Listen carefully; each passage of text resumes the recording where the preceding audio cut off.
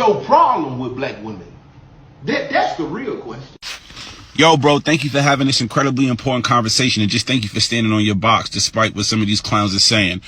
I think a lot of us don't realize that we've been socialized to treat our sisters the way we treat them, right? Everything that we hear, everything that we listen to from the time that we young men, right, is, yo, they're here to please you. Bend them over, do this, do that.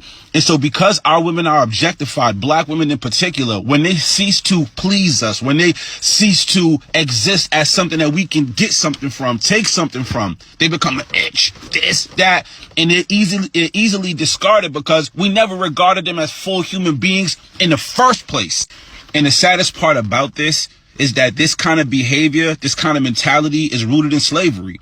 When they took our women, abused our women, raped our women, and literally objectified black women as those who we can get sexual pleasure from or get children from that we may or may not claim. That's what the slave master did. So when we talk about the behavior of black men and how little regard, how little respect we have for sisters, when we actually identify where that behavior is rooted at, it should terrify us. You talking about flee? We should flee from that, because all we replicating, all we duplicating over and over again is what the slave master did to our families and did to our women.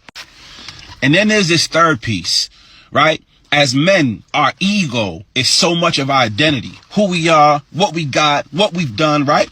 So for us, the other way that we're socialized and trained is to think about our value as what I have accomplished and what I have done. We don't talk about intrinsic worth and value. We don't talk about just because I exist, just because God made me, I have real intrinsic value. And so as a result, when black women start to thrive, right, particularly for those of us brothers who may be struggling with work or employment or been through the system or whatever the case is, right, even those of us who have stuff and have done well can feel incredibly small and insecure once we start to see sisters thrive. And when you look at who's graduating the most from college, when you look at who's having the most success in this country, it is right now currently black women. And so we also got to do an ego check.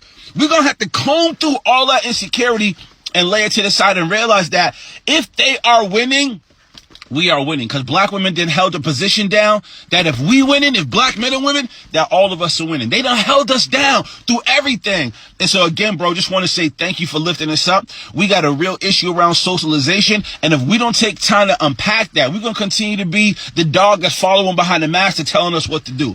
Salute, homie.